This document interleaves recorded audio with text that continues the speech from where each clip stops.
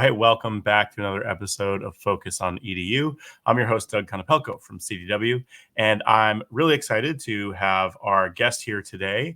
We actually did an episode probably almost 2 years ago, but Vriti Saraf, I'm going to bring you in and you can do a little intro. Tell us about your journey in education. Hi, thank you for having me. I'm Vriti. I am the CEO of Ed3 DAO. We're a nonprofit that helps educators learn about emerging technologies. And our focus specifically right now is on AI and Web3. And the journey has been tumultuous and exciting and energetic. It's been everything that a startup founder's journey can be. But the cool thing is that over the last 4 years of being on this journey, I was able to found a for-profit that turned into a nonprofit, and all of the traction that we actually created from day one was actually able to transfer into Ed3 DAO, which is what we are running today. And it's a super awesome, company and place to be. And our mission is to educate 1 million educators on emerging technology. So we're really excited about that. All right. Do you have like a big counter somewhere, like, off to the side that's going to light up and confetti's going to shoot out of it when you hit 1 million or? We are working on really specific metrics. This is actually funny that you say that because you probably don't you don't have context on like the insides of this. But when you're trying to assess whether you have reached a certain number for users, you don't always know if they're unique users or repeated users based on the number of events that are attending, that they're attending, or like the number of courses they've engaged in. And so we're working on this like really complex, and comprehensive like infrastructure to basically help us understand exactly what our metrics are so that we can authentically and reliably say, yes, we have upskilled 1 million educators in specific competencies related to emerging technologies. I love it. So, pre all of this, you had some education background as well. So tell me a little bit about that. Yeah, so I started my education journey completely lost, and I had no idea what I was doing in my life. And so I decided to join this program that I am now super grateful for, called Teach for America, when I graduated college. And it fundamentally changed the way that I understood learning and teaching and what education really means for an individual. And it really shaped who I am today. And so I was a teacher for a little while, then I was a dean for a little while at the charter school network that I was part of. And then I had a very brief stint as a product manager at Pearson, but then I couldn't do the corporate world so much anymore. So I came back to the charter school, and I ended up spending about 10 years there building out professional development ecosystems for all of the deans and building a residency program for teachers. And then I got this wild opportunity to travel around the world for 2 years as the global head of professional development for a school that was building 30 schools, a network that was building 30 schools around the world. And I spent a lot of time in Shenzhen, China, and in DC, and in India, and all over Europe, basically learning about different school models. And that's actually where the concept for what we do at Ed3 DAO emerged, which is, I saw through my travels really incredible pockets of talent, and educators were doing really cool things, but they weren't sharing best practices with each other because there just wasn't a good enough like network about sort of these emerging practices that were innovative. And then technology was also not very often used in these classrooms. And while the rest of the world was using technology and leveraging technology for so many different industry improvements, education just wasn't. And so that's really where, Ed3 and, the company before it, which was called K20, which birthed Ed3, really got the mission. Love it. Love it. Okay. So, you mentioned training 1 million teachers on emerging technologies. I feel like we'll come back to AI in just a second. Let's park that right just for a second. What else? Because I feel like AI is every conversation right now. What other things are you seeing that folks are still driving conversations around that might feel like they're on the back burner a little bit, but are Yeah. actually, still in the conversation? Yeah, that's an awesome question because I think a lot of people think Web3 was a fad and was hyped, a few years ago, no longer exists. But right now, the most money that is going into any emerging technology right now is Web3 in terms of investments. AI is definitely up there too, but like Web3 is like very, very up there in terms of like how investors, VCs are spending their money, how schools are investing in infrastructure, things like that. And that includes things like AR, VR. So there's a lot of VR technology that's starting to pop up in different schools, whether it's desktop based or sort of those goggle based. There's AR technology that's popping up, so things that you can look at through your phone or through your tablet and be able to interact with in real time. And then there's also blockchain technology that's also popping up. And the premise of that is really around decentralization and democratization of your data. And so, how do you get students and anybody who's in the education system to really own the learning credentials and the data that they have? And so, something called learner employment records are becoming extremely popular right now, and they're becoming more accessible because there's better technology available that's allowing educators, school districts, public, private, all that, to really institute these. They call them credentialing wallets, so that students can own their own data.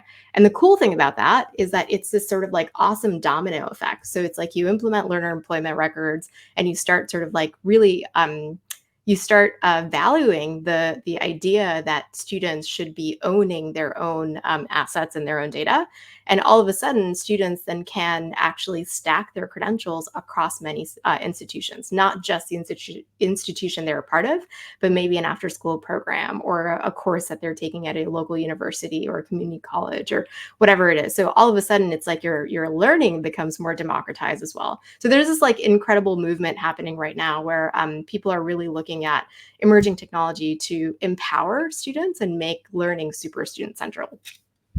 Love it. Love it. Oh, I could go. We could talk about that all day. We're gonna go Yeah. back to AI because I feel like we got to. But so what does the conversation look like right now for you for Ed3 DAO and AI? What are you training teachers on, talking to leaders about? What do those conversations look like at this point in time? Yeah, we have a lot of pet peeves and strong opinions at 3DAO about Perfect. AI. I was just at a Google for AI event yesterday, and I got to say, I was raising my hand a lot, asking a lot of questions about the utility of AI in our classrooms. And the thing that we are really trying to strive for with our free learning events, with our courses, all that, we really want educators, and this is including teachers, superintendents, principals, so educators at all, to understand that AI is so much more powerful than replacing your administrative tasks or lesson planning. And what I think we're falling into a little bit of a trap of with educators is that educators, because they don't have a lot of time, because they're so stressed out, because they're so overburdened, they're replacing, what AI can do really well, but they're not actually understanding what the real purpose and utility of AI could be for their own cognitive development, right? So, I actually just recently wrote a newsletter about this. Educators today, teachers today, are one of the most burnt out industries, the top most burnt out industry across any other industry in the United States. Less than 50%, so 49% of educators would actually recommend teaching to a young professional, right? Which means that like it's kind of a revolution out there, right? Like educators are actually putting their stake in the ground and saying, like, we can't do this. This is not tenable anymore. And so, what's happening with that is, because they have so much on their plate, they're trying to figure out, how do I lessen my burden? And all these like AI apps are coming in and be like, teachers, we can do your lesson planning for you, we can do your grading for you, we can blah blah, blah, right? And although that seems really attractive at first, and I think it's actually a pretty okay place to start, the place that we're not yet getting to that we need to get to is understanding that the teacher is still the expert in this equation, right? And that if you're relying too heavily on these AI tools, you're actually allowing these AI tools to make these decisions for you that teachers should be making because they know the student, they know the pedagogy, they know the school, they know the context, but AI doesn't know that. And so there's this bigger conversation here, right, where we're using these tools, these AI tools, not to enhance the profession, but to maintain the status quo, right? And based on the data that we have over the last 20 years, the status quo doesn't work by its own measures in education, right? And so why are we trying to maintain it? So there's this like, very layered, complex conversation here. But basically at 3DAO, the way that we see it is we want educators to use artificial intelligence and other technologies in their classroom to make their life easier, but we want them to do it in a way that actually enhances their profession, enhances their role, enhances their learning experiences with their students, and really gets them to think deeply about self-growth and AI as a cognitive thought partner. So that's really where we're focusing.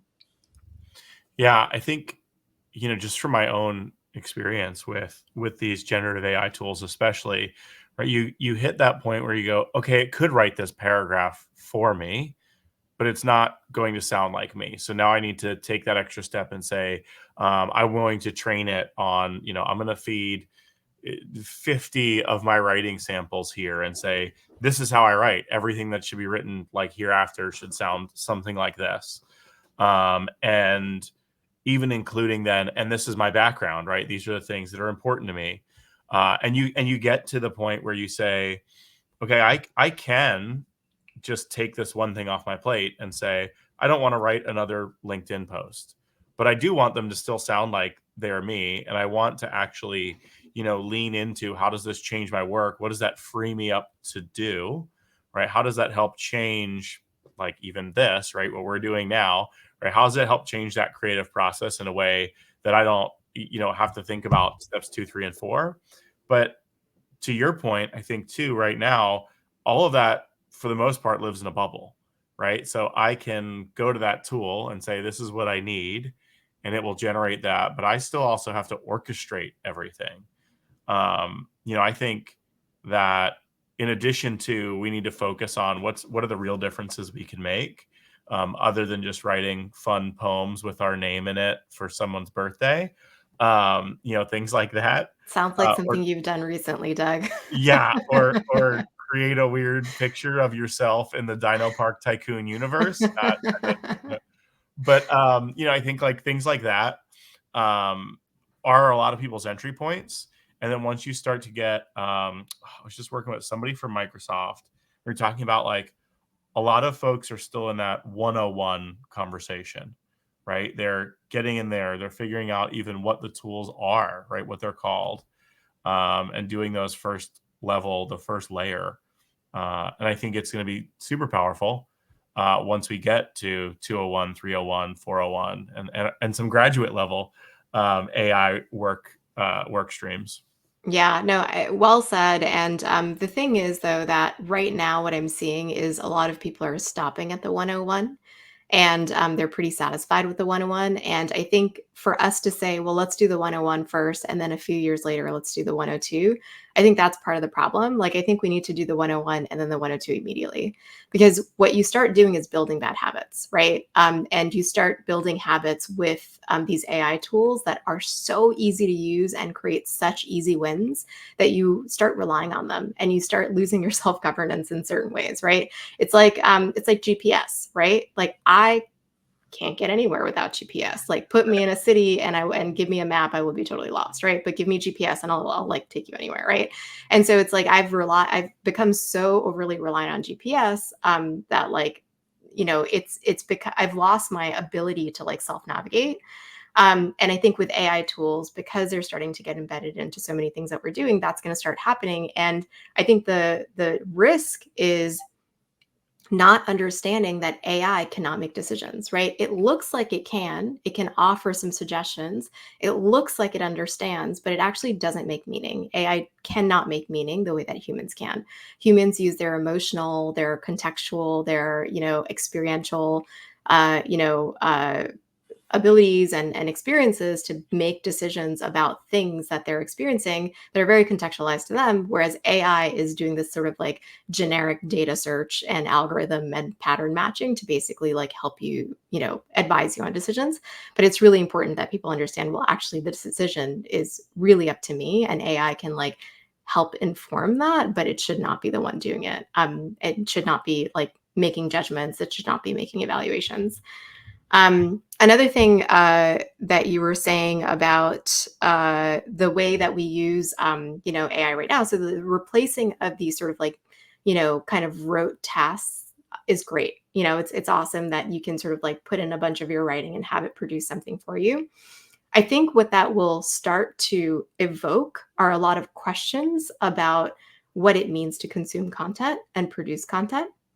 So, for example, if everybody on LinkedIn is doing exactly that, then what am I consuming and who's actually consuming that content, right? Like, am I actually reading, like, Doug's, AI's thoughts, and is Doug reading Vriti's AI's thoughts? And then if that's the case, then like, is it even worthwhile reading any of that because it's not your own sort of like true feelings? So it's like there's all these questions. And then also, that can, flow into student work, right? There's so many questions about, students cheating with AI and using AI for homework help and things like that. And the question there doesn't become, how do we prevent students from cheating, which is currently the question right now because we're building bad habits of AI. The question should be, what should the assignment be if the AI tool is available, right? Like, how does that change the way that we have to create assignments and create, teaching opportunities and experiences so that students can use these tools, because everybody in the world, everybody else is. Why shouldn't students be able to? But in a way that's actually conducive to their learning experience, and not detrimental or punitive to their learning experience. So, what are some examples you've seen of things that, like, someone says, "Oh, we're doing X, Y, and Z right now at our district, at our school, whatever it is," that you kind of give you pause and you go, "Oh, that's like super interesting," right? Like, because I think you do hear a lot of the 101, right? So, what are some of those elevated experiences that people are creating that give you pause? So, one of my friends is actually a debate teacher in at Bronx Science in New York, and one of the things he realized very early on is that AI can be a really good tool for evaluating, debate content and sort of like producing debate content. And so the other day we were talking about how ChatGPT now has this sort of like very like flow, like a very good flow of a voice. So it kind of sounds like somebody's talking to you, like the narrative piece of it. And immediately he was like, oh my God, I'm going to have my students basically coach themselves by debating with the chat GPT, right? And so he didn't immediately say, well, now, some students are going to have this unfair advantage because they're going to be able to like, have the ChatGPT create the debate points for them and basically memorize those, right? That's not where his head was going. His head was going with, well, how do we use this as a self-coaching tool, and how do I get my students to get the most out of it? And so he basically just immediately started like writing up his next sort of day's lesson plan. It was like, well, I'm going to get my students to, work with this, get them to have many different perspectives, ChatGPT have many different perspectives as they're sort of like creating their debate, and then actually like go back and forth and have that debate with them so that they can strengthen their ability to debate when it comes to their real life debate. So it's like things like that that are really helping students and teachers improve their own cognitive abilities by interacting with I think is really one of the sort of like magical pieces of it. Yeah, yeah, for sure. And I love the idea of bouncing things back and forth. I feel like is super powerful because one of the things that uh, I've seen people as they move out of that initial stage is start to say, they throw in what they're thinking about, and they go like, not just like what should my next step be, but like what other questions do you need, right? To the generative AI to say, like, what other questions do you need to provide the best Sure. XYZ, to provide the best next three steps in the plan?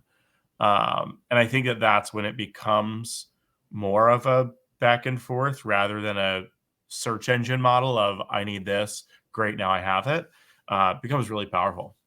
Yeah, absolutely. And I think you can also apply that to things like creating experiential activities for educators that maybe you haven't thought of because you're not fully aware of everything that's going on in the city, and you want to sort of like get your students access to different events that are happening by way of internet search, and then also like creative sort of create producing of those activities. Another thing that I've actually seen that has been very impressive is the ability to create personalized texts and personalized materials for different students. So, for example, I've seen teachers take a story like Three Little Pigs and basically change it so that the ending is slightly different, because it basically helps students imagine what could be if something in one thing in the story changed, or creating a feminist version of the Three Little Pigs, or like whatever it is, but like really like manipulating the resources that you have at hand and allowing AI to like level them up and enhance them, and then using that as a way to change it. Now, if you had AI create a lesson plan about the Three Little Pigs, it would just give you whatever is available on the internet, right? Because it doesn't make those sort of like innovative cognitive leaps that humans do.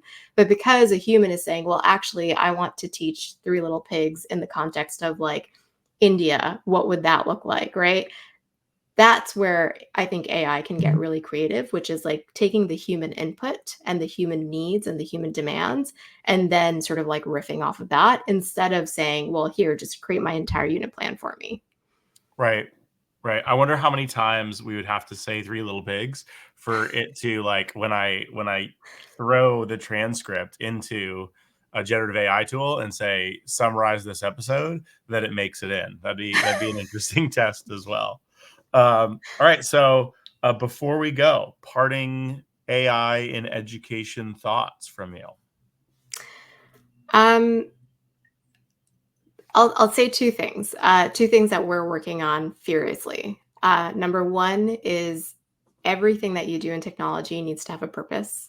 And if you're not using purposeful reasons to engage with technology, and you're just using it because it's really good at it, like AI is really good at a lot of things. And so if you're optimizing for what AI is good at, but not what you actually need, it's not going to lead you down the right road. And you're also not going to get, you're not going to be able to actually enhance your profession.